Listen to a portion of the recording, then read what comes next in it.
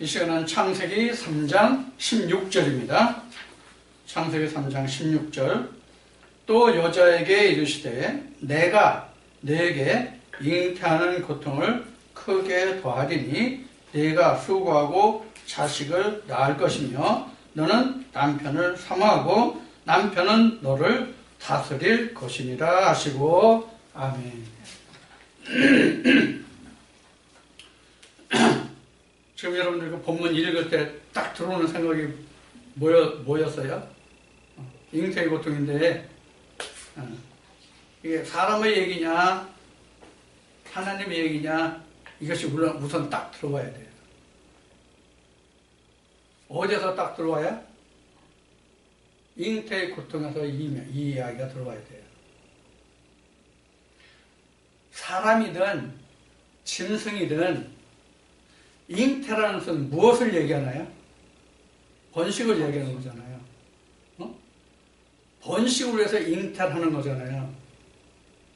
그러면 그 육신적인 것, 동물적인 것은 잉태에 대한 기쁨을 주었어요? 고통을 주었어요?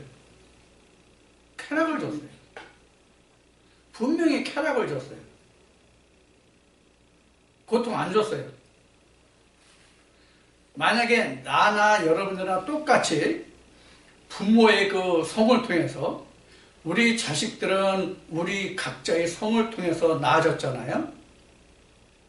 그럼 내가 자식으로 태어나고 우리도 자식을 그 양육하고 이제 그랬는데 그것이 고통으로 태어나는 것이라면 여러분 어땠을 것 같아요? 난 가까이 안 갔을 것 같아요. 나 같으면 아이 뭐 고통인데 왜 가가? 앞 시간에도 그 미투 운동을 얘기했는데 미투 운동 일어날까요? 안 일어날까요? 안 일어나. 일어나라고 해도 안 일어나. 왜 스스로 힘든 구덩이에 빠지고 또 힘든 구덩이에 빠지겠어?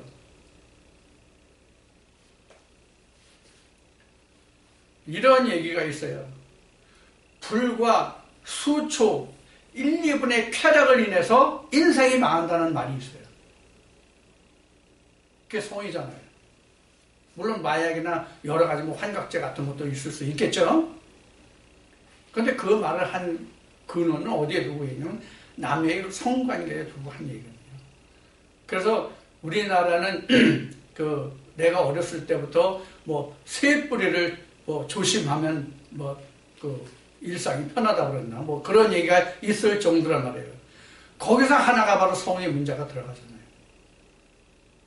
자, 그러면 성경이 지금 말하고 있는 잉태의 고통은 육신의 어떤 그 잉태나 번식을 인한 것이 아니란 말이 나온단 말이에요. 분명히. 그런데 우리는 이것을 간과하고 있단 말이에요. 이것을. 그래서 이 시간에는 잉태의 고통이라.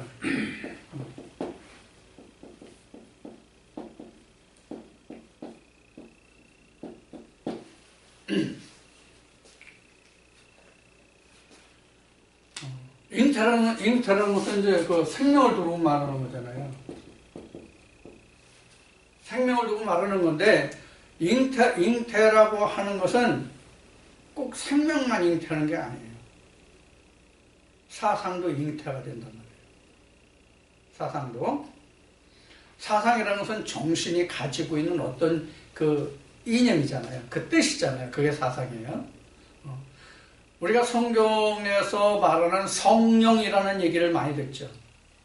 이 성령이라는 말이 영어의 한 뜻을 해석하면 그것이 바로 사상이에요. 그러니까 우리는 그 하나님을 믿는다고 하면, 예수를 믿는다고 하면 우리는 무슨 사상이에요? 그리스도의 사상, 그리스도의 정신이란 말이에요.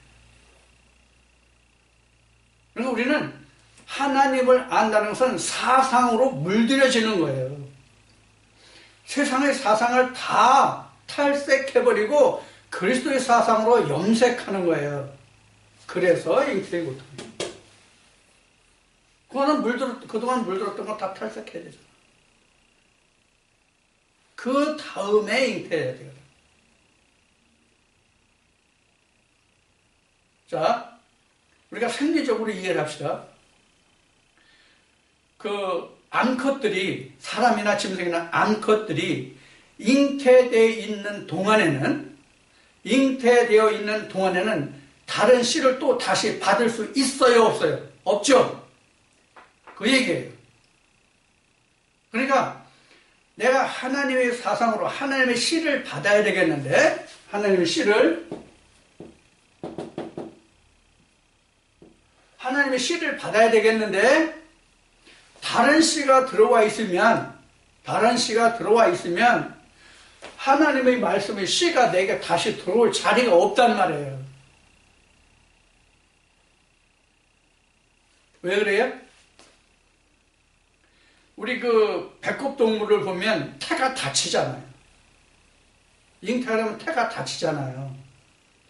태가 다치기 때문에 다른 씨가 다시 자궁까지 들어갈 수가 없단 말이에요. 그러니까 우선 이것을 어떻게 돼요? 빼내야 된단 말이에요, 이거를. 그래서 어느 말씀에 그게 있나? 디모데전서 2장 15절? 디모데전서 2장 15절을 보면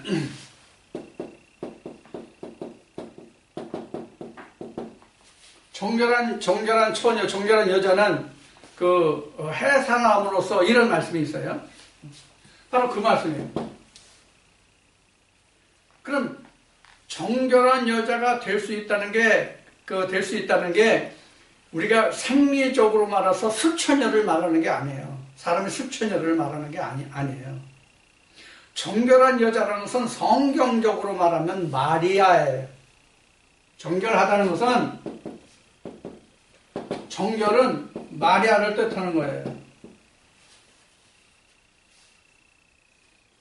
왜 마리아가 됩니까? 예수를 잉태하니까 마리아인 거예요.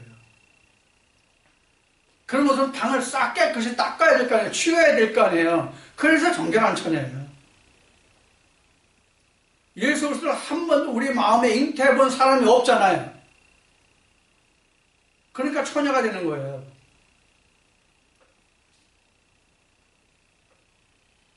지금 창세기 3장 16절에 여기 여자가 나오거든요. 또 여자에게 이르시되 이렇게 나오거든요. 이 여자가 뭐냐, 여자.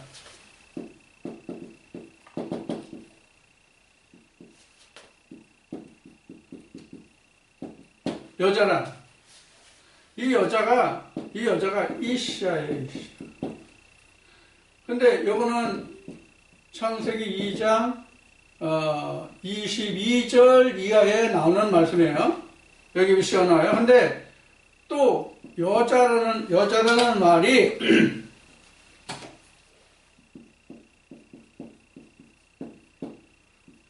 네케바라는 말이 나오는데 창세기 1장 27절인가? 남자 여자가?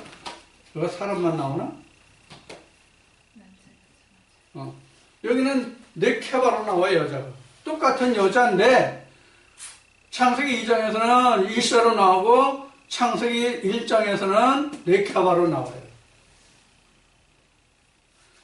이 여자가 잉태하는 데는 잉태의 고통이 없어요. 이시아만 잉태의 고통이 있단 말이에요. 자, 잉태의 고통이 있는 이유는 앞에 얘기한 것 같이 이미 염색된 그것을 탈색하기 위해서, 그런 것도 잉태의 고통이 되겠지만, 그 첫째적인 잉태의 고통도 되겠지만, 그 다음은 뭐가 있냐면, 앞 시간에 한 말씀으로 얘기하면 이 시가 과연 하나님의 시인지 아닌지 판단, 분별, 이해하는 데 시간이 많이 걸려요. 정말로 많이 걸려요. 자, 지금 창세기 3장을 하고 있으니까, 예수 그리스도의 씨가 잉태하는 때가 언제냐면 천지창조 날짜를 보면 일곱째 날 반이에요. 자, 이해를 못하시면 좀 설명드릴게요.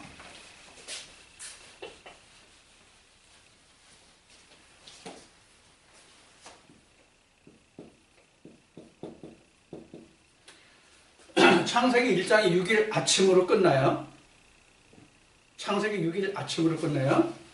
6일 아침 이게 창세기 1장 끝이에요. 6일 아침. 그러면 7일에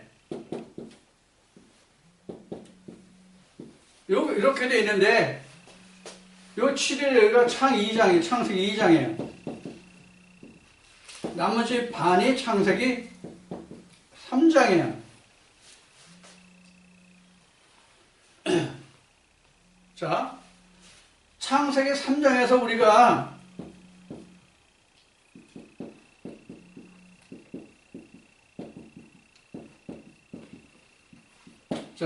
창세기 3장에서 생명과하고 선악과가 있는데 뭘 먹었어요? 선악과는 먹었죠? 생명과는 못 먹었죠? 네? 그래서 이 창세기 3장의 이 7일의 반과 반인데 7일의 반과 반인데 생명나무 열매를 먹지 못했기 때문에 반이 그냥 남아있단 말이에요, 우리에게. 그런데 지금 우리가 이미 다른 사상으로 염색된 것을 탈색한 시기가 언제까지예요? 창세기로 보면 6째 날 아침까지가 탈색이에요.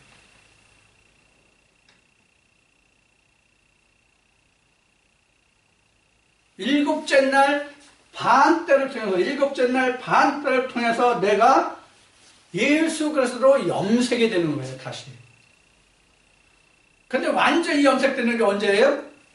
생명나무를 먹어야 내가 완전히 염색되거든요. 이 생명나무가 이미 지난주에 설명할 때 예수라고 얘기했어요. 예수를 내가 먹어야 진짜 뭐가 돼요?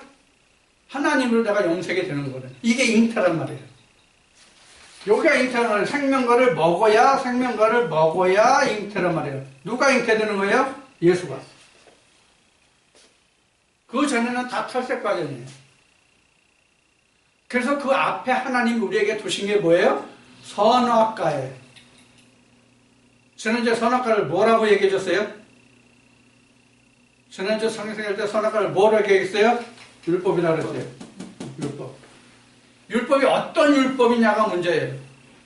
벗은 것을 아는 율법이냐, 계속 자기가 벗고 있는데도 나는 입었다고 가르쳐주는 율법이냐. 그렇게 설명했어요. 그래서 벗은 것을 알려주는 뱀에게 가야 내가 생명과를 먹어야 사는구나 것을 알게 돼요. 그래서 생명과를 먹는 게 진짜 착색이에요. 그게 잉태란 말이에요. 그게.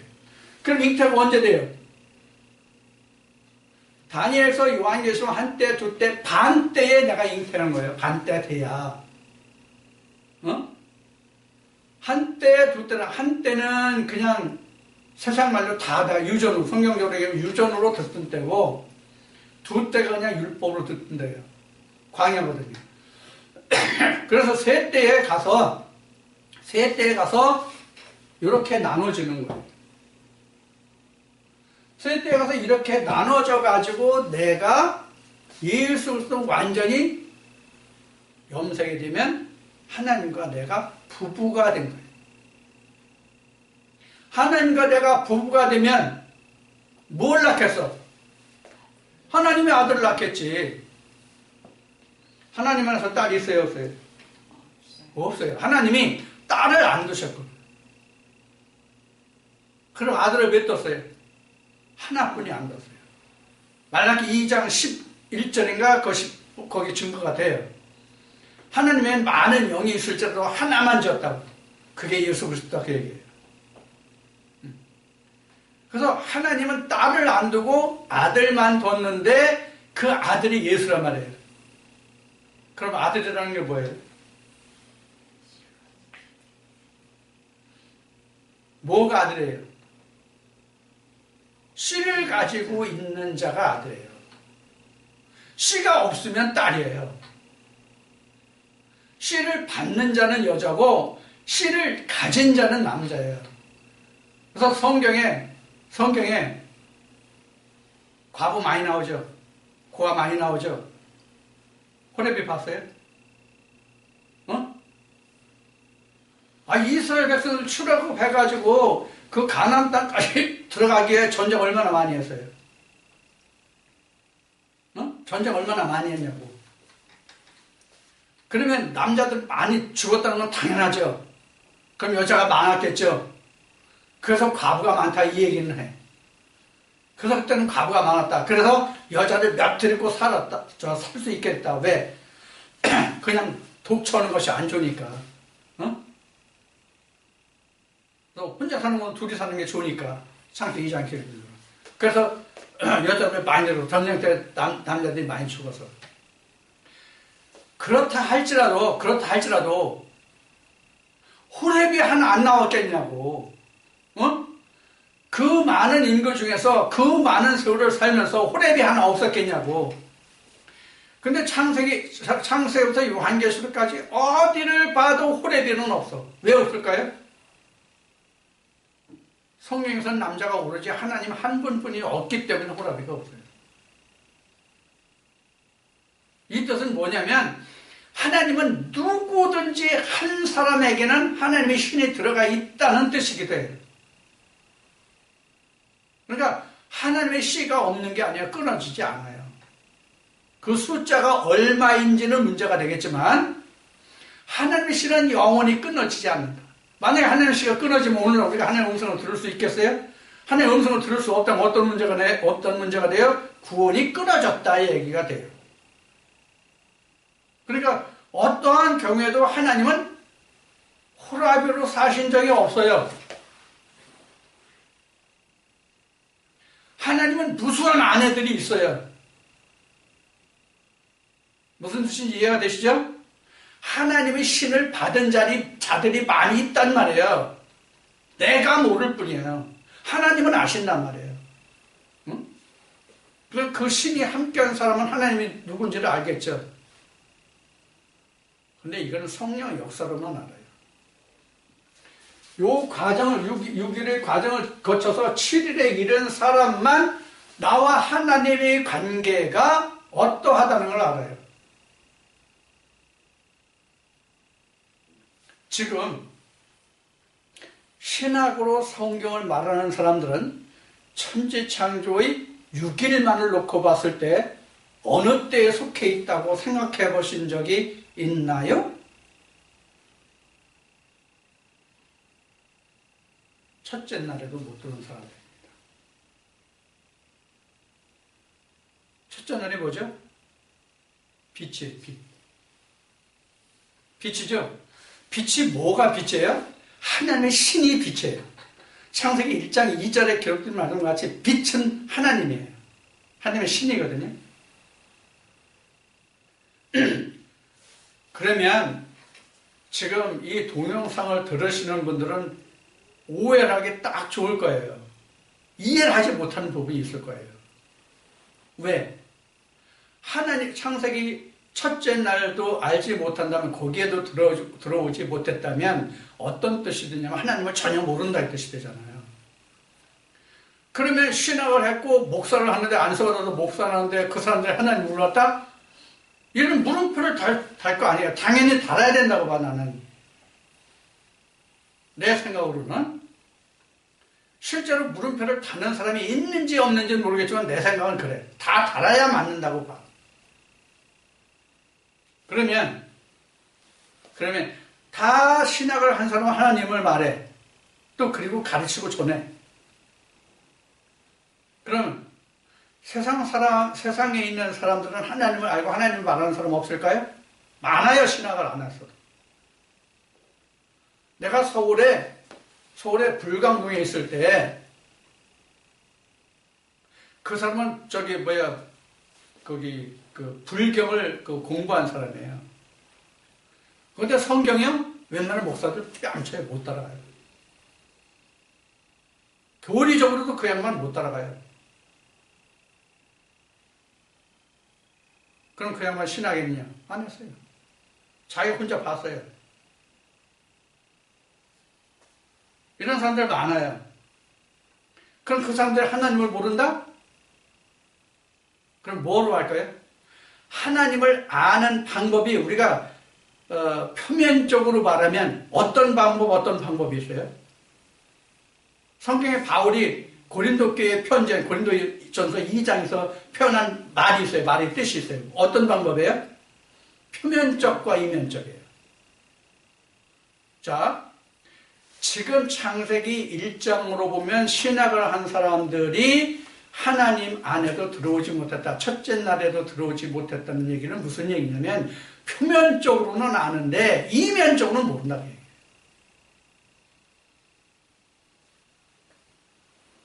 성경은 표면적일까요? 이면적일까요? 성경은 당연히 이면적이에요. 표면적이라는 것은 쉬운 얘기라면 문자적이에요. 이면이라고 얘기하는 것은 세상 사람들이 그렇게 이면적으로 말하면 가장 많이 욕하는 게 뭐예요? 뭐라고 욕해요? 그런 사람들을? 영지주의라고 얘기한다거나, 영지주의라고 얘기하거나, 아니면 알레고리로 푼다. 이렇게 얘기를 한단 말이에요. 이런 제 어머니가 이치에 맞지 않는 말을 자식들이 어머니 앞에서 하면은 어머니가 이런 말씀을 많이 했어요. 이 아이놈아, 똥 싸서 뭉개는 소리 좀 하지 마. 이런 얘기를 많이 했었거든요. 그런 것인지도 모르고 그게 하나님의 말씀인 줄 알고 아멘하고 가는 사람들이 한둘이냐고. 똥 싸 뭉개는 소리를 하는데도. 왜 그래요? 냄새를 못 맡는 거예요. 자기가 어떤 말을 하는지 냄새를 못 맡는 거라고. 바울이 얘기한 거지. 이 사람은 무슨 냄새, 이 사람은 저 사람은 무슨 냄새 얘기한 게 있죠? 성경에? 그것도 분별해요. 그걸 못하는 거예요. 자, 이와 같이 지금 우리가 신학적으로 얘기하면 지금 목회자들이 뭐부터 시작해야 되냐면 천지창조 첫째 날부터 시작해서 여기까지 와야 돼요. 여기까지 창세기 3장까지. 그래서 예수 그리스도가 잉태되면 여기서부터는 자기가 양식을 만들 수 있는 순서가 돼요. 자, 여자분들은 이 동영상을 들으시는 여자분들은 잘 생각해 보세요. 뭘 생각하냐면 여자가 임신해서 잉태를 하게 되면 수정에서 잉태를 하게 되면 여자가 변화되는 게 뭐예요? 무수히 많을 거예요. 우선 난자의 정자가 들어가서 수정이 돼서 씨가 잉태가 되면 이제 세포 분열이 아주 기하급수적으로 늘어나죠. 그래서 이제 어느 순간에 가면 이제 탯줄이 생겨서 영양을 공급해요. 의학적으로는 어떻게 되는지 모르겠지만 탯줄이 태아에 연결될 때쯤이면 여자들이 변하는 게 뭐가 있을까요? 유선이 발달해요, 유선이. 그럼 뭐가 나와요? 젖을 그때부터 준비한단 말이에요. 젖이 나올 수 있도록.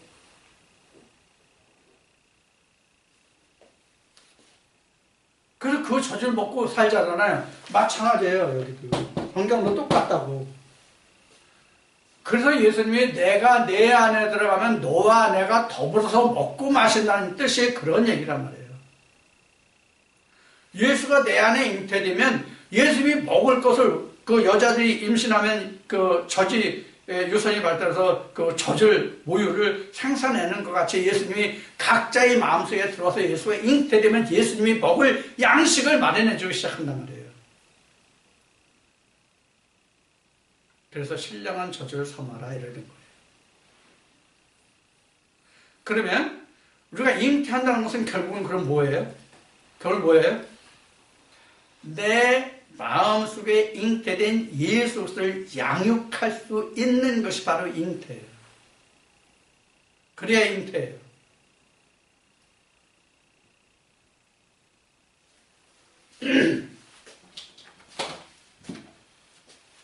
자, 이 6일과 7일을 보면 이렇게 되는 거예요.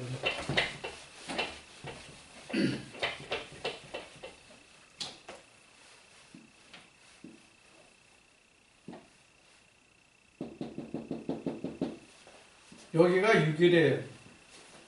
이거 성전 모습이에요, 성전이야? 성전이에요? 그러면 지금은 이게 없다고 그러잖아요. 성전 뜰이 없잖아요. 우리는 성소에 들어가잖아요. 여긴 지성소고요. 여기 누가 있어요? 우리나라는 목사가 있죠. 옛날에는 뭐가 있었어요? 법궤가 있었죠. 그렇죠? 여긴 뭐가 있어요? 떡상. 그리고 뭐가 있어요? 등대. 우선 요것만 얘기합시다. 이렇게 구성이 돼 있단 말이에요. 그러면 요 6일까지가 바로 지금 6일까지 여기에요. 여기가 어디죠? 모세의 장막으로 여기가 뜰이죠. 여기서 뭐 번제 드리고 태울 거 태우고 다 그렇게 들어요. 여기는 뭐가 들어가요? 피만 들어가요. 여기서는 전체가 안 들어가. 피만 들어가는 거예요. 즉 생명만 들어가는 거죠. 자, 그런데 지금 이 성소라는 게 뭐냐면 이스라엘 백성들은 광야죠. 이스라엘 백성들은 여기가 애굽이고요. 이게 6일이란 말이에요. 여기까지. 그러니까 애굽이라고 하는 것이 우리가 일반 신학이나 이 교회에서 현장에서 전하는 것은 그냥 옛날 이스라엘 백성들이 살았던 지경의 애굽을 얘기하잖아요. 살았던 땅의 지경으로의 애굽을 얘기하잖아요. 근데 그것이 아니라 지금은 이게 뭐냐면 바로 먼저도 얘기했지만 이게 유전으로 섬기는 데예요.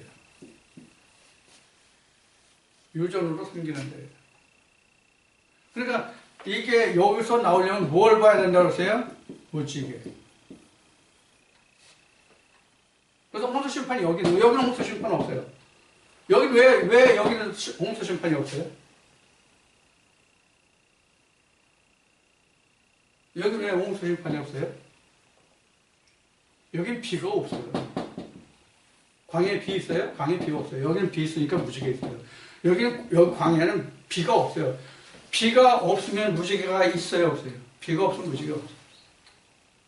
그래서 여기는 무지개가 없는 거예요. 그 대신 여기는 무지개가 있으면 여기는 뭐가 있어요, 그럼? 만나가 있어요. 여기는.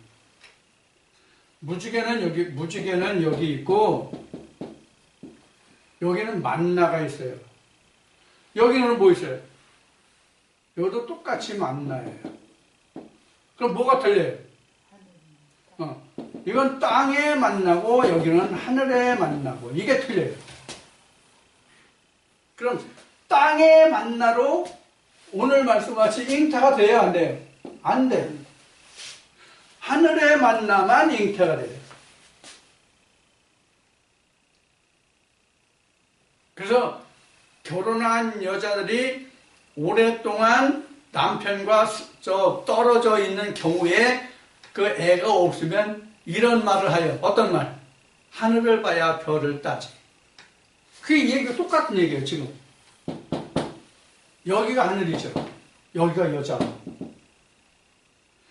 근데 지금 이스라엘의 역사를 보면 이렇게 성전으로 보면 이렇게 구분이 되잖아요. 지금 각자 나눠오면 이게 살덩어리고 이게 막 우리가 혼이라고 하는 거예요. 그리고 이게 영이에요. 이렇게 한 틀 안에 들어있단 말이에요. 자, 이것을 이때 당시로 보자고요. 이 장막 밖에는 뭐가 있어요? 세상 사람들이 있어요. 이스라엘 백성들은 이스라엘 지경 내에 있기 때문에 교회와 이스라엘 백성들이라도 분별된 장소가 장막이고 성전이죠. 이런 거예요. 그러니까 이것을 지금 오늘날 우리 각자에게 대입하면 여기 교회의 온 자체도 요거로 생각해 볼 수 있고, 자기 마음 안에서도 이렇게 생각해 볼 수 있고, 또 자기 마음 안에서도 또 이렇게 생각해 볼 수 있고, 다양하게 생각해 볼 수 있는 게 있어요. 다양하게. 그럼 최종 목적은 뭘까요? 최종 목적은 내 안에서 요것이 드는 거예요. 내 안에서 요것이 드는 게 뭐로 말미암느냐? 예수 그리스도가 내게 왔을 때 그 잉태로 말미암아 시작이 돼요. 그러면 이거 떨어져 나가요.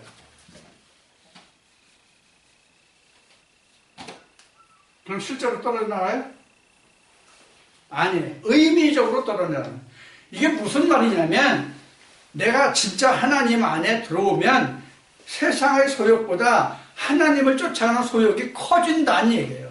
이것을 바울은 뭐라고 얘기했냐면 십자가에 죽는다 이렇게 얘기했어요. 십자가는 예수를 말하는 거거든요. 생명을 말하는 거고 예수를 말하는 거예요. 그래서 십자가에 죽었다는 얘기는 바로 뭐냐면 내가 하나님의 씨를 잉태했다 이 뜻이에요. 그때부터 나는 죽어가는 거예요. 세례요한이 말한 바로 증거한다면 그는 흥하고 나는 쇠하여 가는 거예요. 그러니까 내가 쇠한 만큼 누가 살겠어요? 그리스도가 살죠? 그 그리스도가 산 만큼 내가 죽었을 뿐이에요. 그리스도가 내 안에서 얼마만큼 내 마음속에 자리 잡고 있느냐 하는 거에 따라서 내 죽고 사는 것이 틀려요. 그럼 누가 살아요? 내가 죽고 그리스도가 사는 거예요. 그전에는 내가 살고 그리스도가 죽은 거예요. 그리스도로 인해서 내가 죽기 전에는 나는 살고 그리스도는 죽은 거였단 말이에요. 그래서 마태복음 27장에는 부활을 증거하는데 어떻게 증거하고 있냐면 예수 그리스도가 먼저 무덤 문을 열고 부활하고 휘장이 찢어지면서 부활하고 그 뒤에 무덤에 있는 많은 사람들이 살아나고 이렇게 증거하고 있단 말이에요. 이걸 내가 그동안 나가 있는 지금 이미 나가 있는 동영상으로는 이렇게 아마 제목에 달려 있을 것 같아요. 부활의 순서. 먼저 내가 부활하는 게 아니라 그리스도가 먼저 부활해야 내가 거기에 붙은 자가 된단 말이에요. 이건 고린도전서에 있는 말이에요. 먼저 그리스도가 부활하고 거기에 붙은 자 이렇게.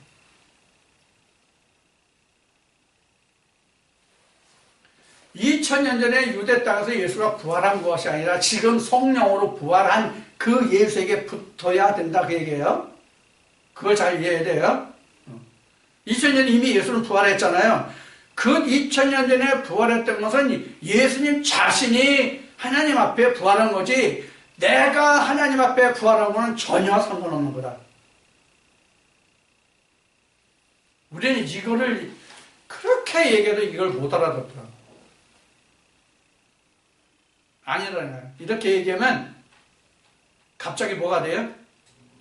갑자기 2단으로 올라가. 1단에서 갑자기 2단으로 진급이 돼.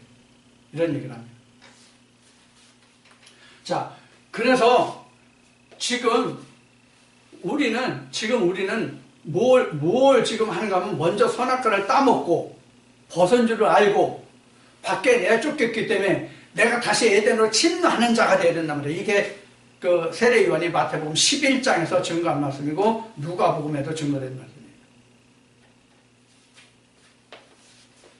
자, 그러면 여기까지 오면 6째 날 아침 돼서 7째 날 하나님의 생기가 들어간 게 여기 창세기 2장 7절에 생기가 나오잖아요. 생기가 들어간 게 반대예요. 요 생기로 인해서 내가 벗은 줄을 아는 거예요. 이 생기가 없으면 벗으면 몰라요. 그래서 창세기 3장에서 뱀이 가장 간결해. 그 뱀이 뭐냐면 생기예요. 생기가 내가 벗었는지 입었는지를 알아요. 자, 입었다는 게 뭐라고 그랬죠? 의의 거듭. 의의 거듭.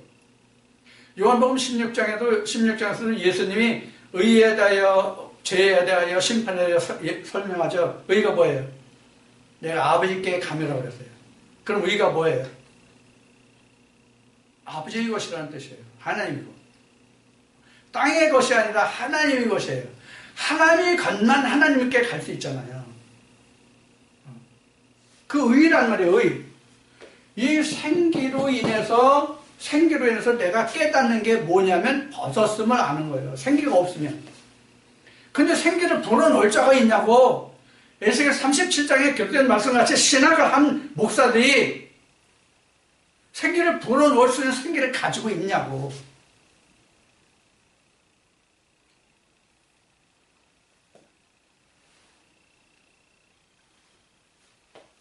요사이 지금 그 페이스북을 하시는 분들은 아시겠지만 페이스북에서 지금 목사를 욕 엄청 많이 하고 있습니다. 지금.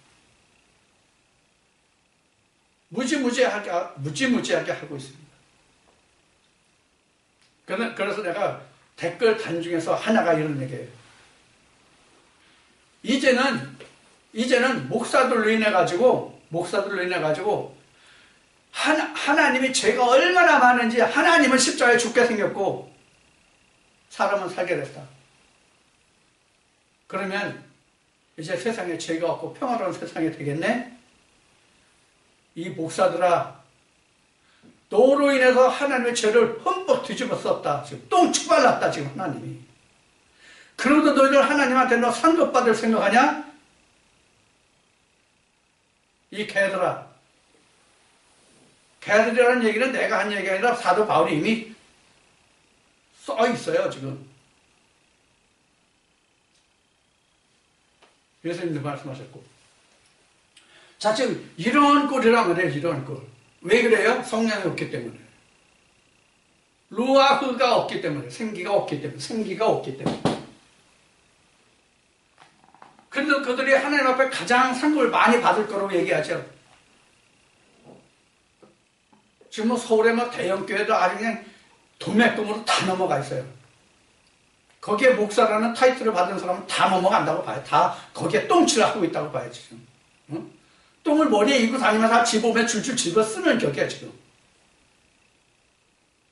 그래도 거기에 무슨 부분이 있다고. 응? 그 어떤 행사 때 뭐 2줄, 3줄 달리고 옷 잔뜩 입고 나와가지고는. 그래서 예수님이 그러신 거야. 긴 옷을 입으며, 높은 자리에 앉으며 인사받기를 좋아하며 문안받기를 좋아하며 짐을 잔뜩 져리고 자기는 손가락 하나 까딱하지 않는 자들이다.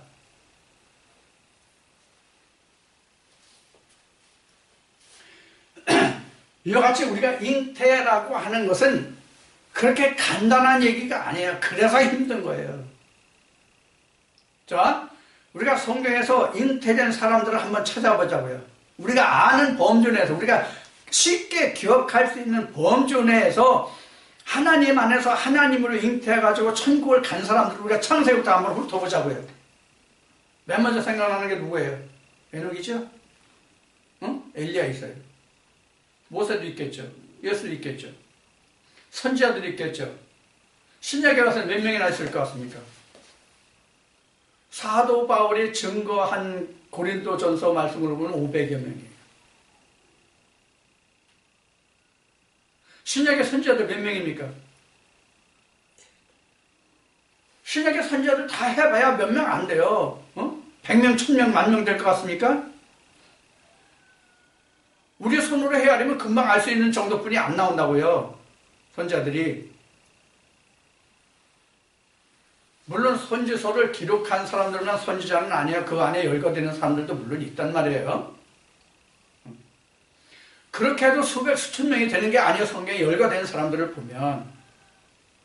예수님 때도 그렇고 구약 모세 때도 있고.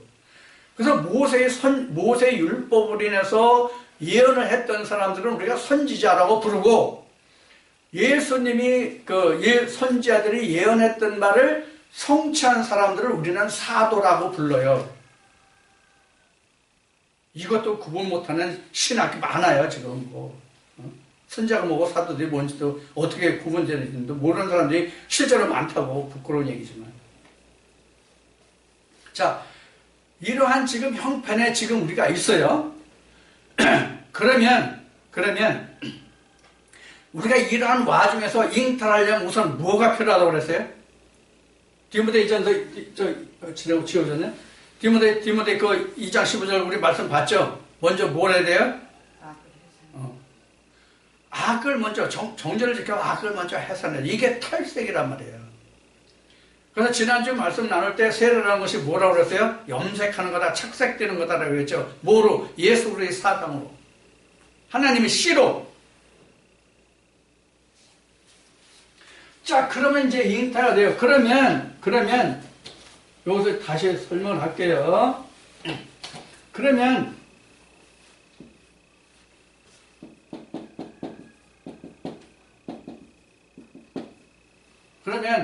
생기가 들어가면 내가 성세는 들어갈 수 있다고 보면 돼요. 하나님 생기, 성령이 교회에 주신 말씀을 이제 들을 귀는 열렸다는 뜻이에요.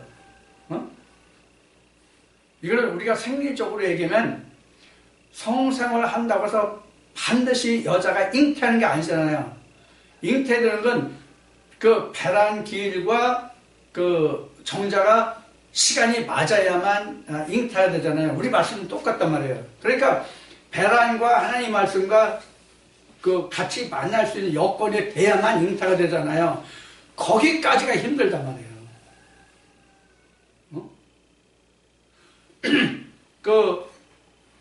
이 사람이나 사람도 크게 보면 동물 속에 들어가지만 통틀어서 그냥 저 백곡동물로 얘기합시다. 백곡동물이 잉태하는 것은 그렇게 어렵지가 않아요. 그렇게 어렵지가 않다고. 물론 임신하기가 어려운 사람들도 있어요. 그런 어떤 특정한 사람들을 말하지 말고 일반적인 사람들을 놓고 보면 자연스럽게 어느 때가 되면 잉태가 되는데 성상을 했다고 해서 반드시 항상 그때 잉태되는 건 아니란 말이에요. 그와 마찬가지로 하나님 안에서도 내가 성수에 들어와서 지성소에서 나오는 말씀을 들었다고 해서 내가 그 말씀을 듣는 순간에 잉태되는 게 아니에요. 1년이 걸릴지 10년이 걸릴지 아니면 평생 안 될지 모른단 말이에요. 이거는. 근데 실제 육신의 그 생명에 있어서는 반드시 돼요. 근데 믿음 안에서는 반드시 된다는 법이 없단 말이에요. 성경에서 한 예를 들을까요? 그 예수한테 제자가 12이 있었잖아요. 예수의 제자들이 완전히 잉태된 시기가 언제라고 보아야 맞을까요? 오순절이에요, 오순절. 왜 그래요? 제자들이 오순절이 되어서야 비로소 그가 그리스도라는 것을 깨닫게 돼요. 우리도 잉태라는 것은 그리스도가 진짜 내 안에서 누가 말로 해서 그렇다가 아니라 자기가 실제 예수의 피가 내게 와서 과연 그가 내 영을 살려주는 영, 고린도전서 15장으로 얘기하면 그가 나한테 살려주는 영이구나 것을 깨닫는 순간이 잉태되는 시간이기 때문에 그래요. 거기까지 가는 데는 상당히 어려운 관문이 있다고요. 그러니까 예수 그리스도가 내게 와서 잉태하는 순간까지는 다 염색했던 것을 탈색해가는 과정이라고 보시면 돼요. 그만큼 어려워요. 그래서 가룟 유다 같이 쓰러지고 넘어지는 자가 예수한테 직접 양육을 받았어도 그런 사람이 나오잖아요. 예수님이 만찬석상에서 내 떡그릇에 손을 넣은 사람이 나를 팔자라고 얘기하는데도 이제 제자들이 그가 누군지 모르잖아요. 뭘 얘기하고자 하는가 하면 하나님의 말씀은 우리가 그렇게 깨닫기가 힘들고 어렵고 까다롭다는 얘기를 하고자 하는 거예요. 만만하게 쉽게 생각하지 말라고요. 우리가 하나님의 믿음 안에 들어가는 것이 그렇게 내가 어느 자리에 가서 하나님의 말씀을 들으면 된다라고 생각하면 안 된다. 이걸 강조하는 거예요.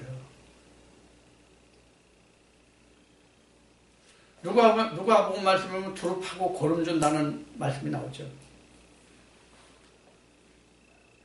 누가 어디를 두루 파고 고름 줄까요? 하나님 말씀으로 자기 마음속을 자꾸 파고 들어가서 뭐가 뭔지를 앞 시간에 한 말을 다시 한다면 판단하고 분별해서 취할 것과 버려야 할 것을 자기가 결정하는 그런 일을 계속하는 게 파고 걸음 주는 거예요.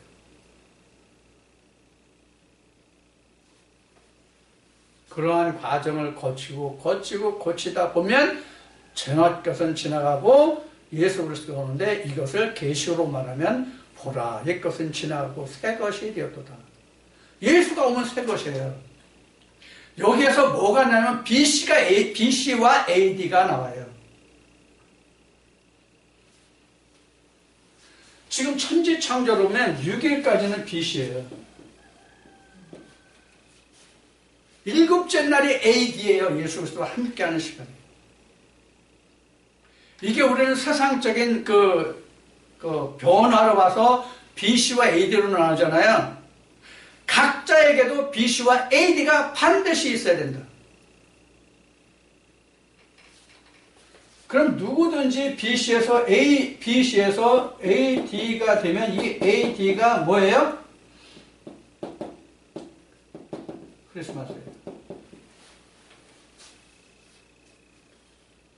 이게 잉태예요, 이게.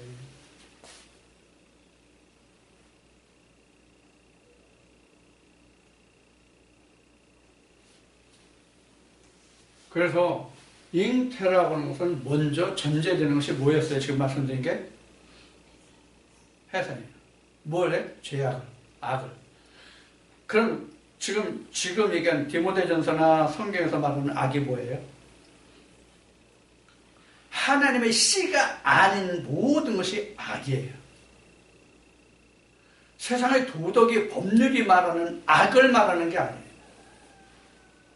그러니까 예수 그리스도의 씨로 잉태될 그러한 것을 방해하고 그런 짓을 하는 모든 것은 악이에요. 하나님이 보시는 악이에요. 그러니까 눈에 보이지 않는 악이죠. 그런데 세상 교회는 뭘 악으로 봐요? 눈에 보이는 것을 악으로 얘기해요.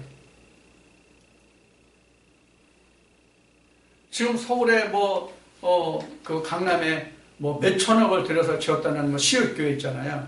그 앞에 목사가 구술 목사 아니었어요? 그 구술 목사가 설교한 중에 이런 게 있어요. 고부 간의 갈등을 이야기한 회개의 설교가 하나 있어요. 중간에. 근데 고부 갈등이 심한데 하니까 며느리도 시어머니도 같이 교회 다니는데 며느리가 시어머니하고 화해를 했어요. 회개를 했어요. 나 앞으로 절대로 그러지 않겠다고. 시어머니도 그렇게 약속했어요. 미워하지 않겠다. 무하지 않겠다. 뭐하지 했어요. 그럼 돌아서면 또 그런다 이거. 이건 회개가 아닙니다. 이랬어요. 그런 회개는 해도 되고 안 해도 그만이야. 하면 더욱 좋지만 안 한다고 그래서 지옥 가는 거 아니야. 그 회개는. 이건 보이는 회개잖아요. 지금 성경 안에서 지금 회개는 오늘 우리가 나눈 말씀으로 회개는 그럼 뭘까요? 뭐가 회개예요? 예수 그리스도를 잉태하는 데 필요한 과정이 회개예요. 그럼 악은 떠나고 하나님의 의가 들어오잖아요. 그럼 이게 회개예요. 물론 인간적인 도덕적인 이런 회개도 있겠죠. 그러나 성경이 말하는 회개는 그런 게 아니라는 거예요. 잉태가 그런 것이 아닌 것 같이. 우리 세상말로도 이런 말이 있잖아요. 말 속에 말이 있다. 성경이야말로 진짜 말 속에 말이에요. 엄청 깊고 깊어요. 요한복음 4장에 그 앵두나무 우물가의 장면이 나오죠. 예수님과 그 사마리아 여인이요. 그 우물이 어떻다라고 증거하고 있습니까? 사마리아 여인이 예수님한테 야곱 우물을 어떻게 설명하고 있냐고. 이 물은 깊은데 이렇게 나와요. 야곱 우물도 깊은데 예수 그리스도의 우물을 어떻게 했어요? 근데 우리는 그냥 가서 아무거나 들으면 다 그 생수 예수의 물인 줄 안다고. 그러니까 뭐가 필요하다? 앞에 시간 한 거로는 비교, 판단, 분석이 필요하다. 그 많은 정보들 중에서 뭐가 생명의 말씀이고 성령의 교회 줄 말씀이고 하나님이 내게 주시는 생명의 말씀인지를 자기가 찾아갈 수 있어야 된다고요. 이것이 다야 이게 다야라고 하면 죽을 수도 있다. 오히려 장성한 자는 악을 이길 수 있는 그런 힘을 배양하기 위해서 어떠한 그 모험도 해볼 필요가 있다고 나는 말하고 싶어요. 이게 무슨 얘기냐면 많은 것을 들어보라는 얘기예요. 그래서 자기가 면역력을 길러야 될 거 아니야. 우리 몸속에 우리 장 속에 세균이 전혀 없다고 하면 어떤 현상이 일어날 거예요? 죽어. 한마디로 얘기하면 가장 쉽게 얘기하면 우리 장 속에 세균이 전혀 없다고 하면 죽어. 그럼 세균을 통해서 우리는 뭘 얻는 거예요? 저항력도 기르고 거기서 내가 살아날 수 있는 생명력이 거기서 나오는 거예요. 성경도 마찬가지예요. 그래서 많은 말씀을 들어보라는 거예요. 그래서 제가 추천해드리잖아요. 어디는 들어보라고. 생명은 자기가 선택해 가는 거예요. 누가 선택해 주는 게 아니에요.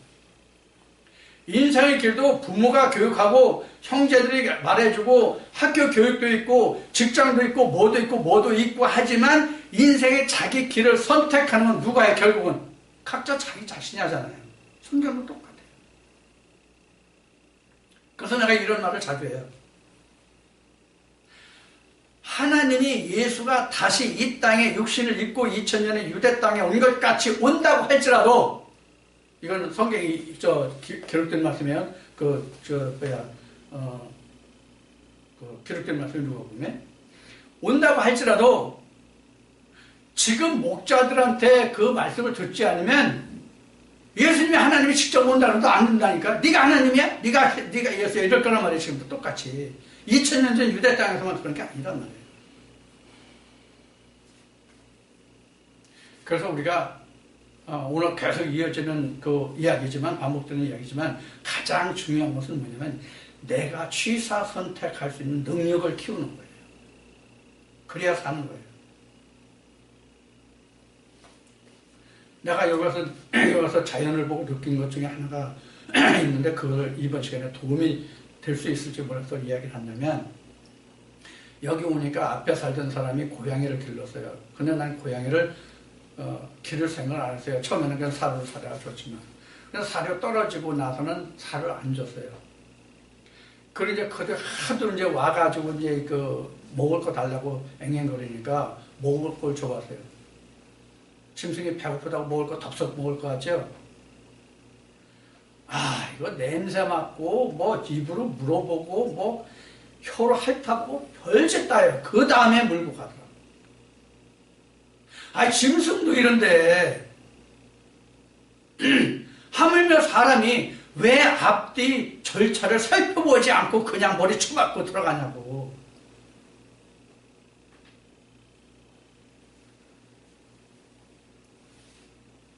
생명을 줘도 내가 취하지 않으면 소용이 없는 거고 생명이 아닌데도 그게 생명이라고 갈벌이 쳐박고 있어도 그것도 안 되는 거고요. 그러니까 다 들어보고 무엇이 하나님의 음성인지를 자기가 찾아라. 그래서 자기 하나님이 되는 거예요.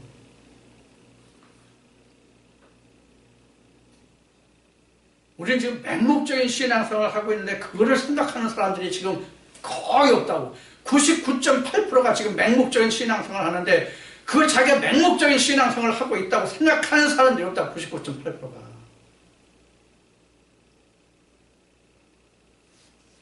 이게 지금 기막힐 노릇이야 이게. 그럼 누가 만들었어요? 본인이 선택한 거야. 그러니까 너희는 핑계치 못하리라요. 하나님이 많은 선자들을 보내서 말씀하고 계시잖아요. 이런 모양 저런 모양으로 하나님이 선자들을 보냈잖아요.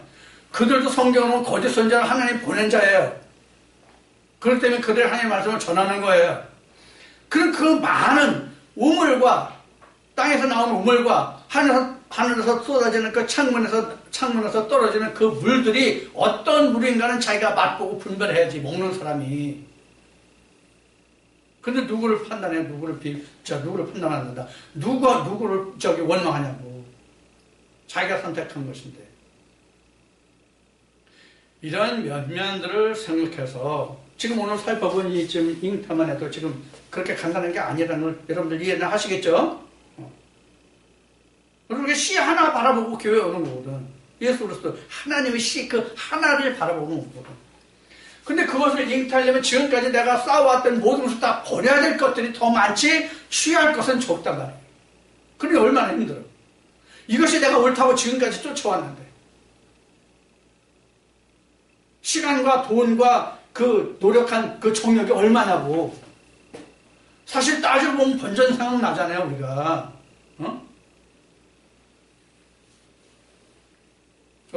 다시 우리가 신앙생활에서 후회하고 다시 또 돌아선다면 얼마나 힘들고 또 어려우냐고. 지금 내가 힘이 있다, 내가 움직일 수 있다, 뭘 할 수 있을 때 하지 않으면 안 된다고.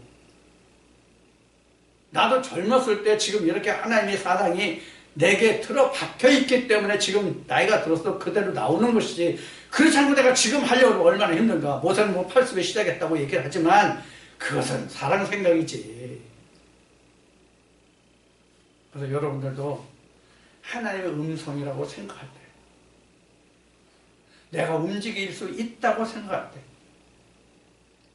지금 분발하셔서 나중에 후회가 없고 해안이 없는 그런 신앙생활을 하셔야 됩니다. 그냥 맹목적으로 따라다니면 죽는지 사는지 모른다니까. 지금같이 그 인터넷 이게 모두 가상 매체가 발달해가지고 지금 정보가 얼마나 많습니까? 인터넷 검색창에 자기가 알고 싶은 거 단어만 넣으면 안 나오는 게 없어. 다 나와. 그럼 그 중에서 어떤 게 세상 지식도 보면은 따져보면 지식이 똑같은 지식이 아니잖아요. 우리가 성경의 사상이라고 쓰면 사상의 개념으로 보면 자유사상과 공산사상이 있잖아요. 지금 세상적으로 보면. 그럼 여러분들 공산주의가 어디서 나왔을 것 같습니까? 천주교에서 태동됐다는 것을 여러분들 알아야 돼요. 어디에서? 면죄부 때문에. 그래서 천주교를 완전히 거기 공산당이라고 하는 사람들이 많아요, 지금. 특히 정의구현 사제단이지 뭔지, 거기를 공산주의다 패거리라고 지금 그 손가락질하는 그런 데가 많아요. 사실인지 아닌지는 모르지만 그런 게 많이 떠돈다고요. 자, 그래서 우리가 세상 사는 거는 통틀어서 말하면 세상이든지 교회든지 결국은 뭐냐면 사상 싸움이에요. 내가 어떤 사상으로 살다가 죽느냐 하는 거예요. 그래서 신앙 안에서 다만 내가 그리스도의 사상으로 살 거냐, 바알의 사상으로 살 거냐, 그 차이가 있는 거예요.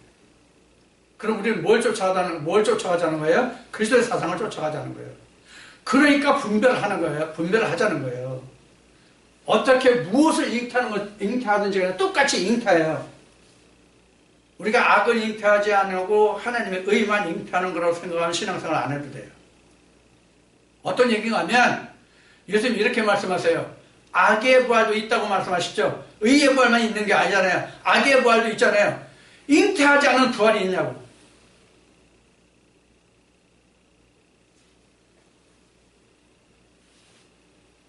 그래서 어려운 거예요. 지금 우리가 육체적인 생명이라고 하면 지금 의학이 발달해가지고 간단해요. 중절수술이라고 그러나요? 중절수술 간단해요. 근데 사상에서는 그 중절수술이 그렇게 힘들고 어렵다는 거. 우리가 한참 오래전 얘기지만 6.25 때 그 잡힌 공산당은 있었는데 그 옥살을 했어요. 북한으로 보내지기 전까지. 그게 아마 그 김대중 정권 때인가 노무현 정권 때인가 언제 그 북한으로 다시 보내준 것 같은데요. 확실한 건 모르겠지만 그런 그 일이 있었어요. 이와 같이 진짜 철두철미하게 물든 사상은 씻어내기가 힘들다고요. 성경도 마찬가지란 말이에요. 그래서 성경에 돌이키기가 힘들다고 되어 있는 거예요. 그래서 여러분들도 지금 뭐 누차 지금 반복되면 귀에 딱지가 안 닿겠네 벌써. 그렇지만 그래도 강조할 수뿐이 없는 것은 우리도 이러한 사상에 지금 찌들어 있는 것이 뭔지를 알아서 내가 찌들어야 할 사상인지 벗겨내야 할 사상인지 이게 중요하잖아요. 그걸 먼저 내가 가려내지 않으면 분별해내지 않으면 해산해내지 않으면 새로운 시를 잉태할 수 없다는 것. 이것이 지금 창세기 3장에서 지금 잉태의 고통에서 우리가 알아보는 내용이에요. 여러분들도 이런 먼저 해산의 고통을 통해서 잉태의 즐거움을, 잉태의 고통이라고 했지만 사실 잉태되면 즐거움이에요. 새로운 생명이 생기면 우리가 얼마나 즐거운 일이에요. 그래서 축하해주고 축복해주잖아요. 마찬가지예요. 그래서 잉태의 고통이라고 한 것은 뭐냐면 해산하기가 그만큼 힘들기 때문에 잉태의 고통이라고 한 거예요. 자, 이런 것을 여러분들이 잘 주지하셔서 내가 지금 해산해야 될 게 뭐고 잉태해야 될 게 뭔지 먼저 찾아서 분별하고 구분할 수 있어야 되겠죠. 그래서 함께 아우러지지 않으면 일어날 수 없단 말이에요. 자, 그런 의미에서 오늘 창세기 3장과 앞에 고린도전서 6장의 말씀을 오늘 함께 나눴으니까 여러분들 오늘 이 들은 말씀을 해서 앞으로 갈 길에 항상 날마다 이런 일이 있어야 되거든요. 순간순간마다. 날마다가 아니라 순간순간이 아마 가장 적절한 표현일 거예요. 우리 영적인 싸움은 순간이지 날이 아니거든요. 순간순간이거든요. 그때를 여러분들이 이겨서 꼭 하나님의 생명의 길로 하나님 예수 그리스도의 씨로 잉태되고 그 열매가 맺어지는 그날까지 여러분의 생명의 길로 갔을 수 있는 그런 길라잡이 말씀이 되기를 축원드립니다.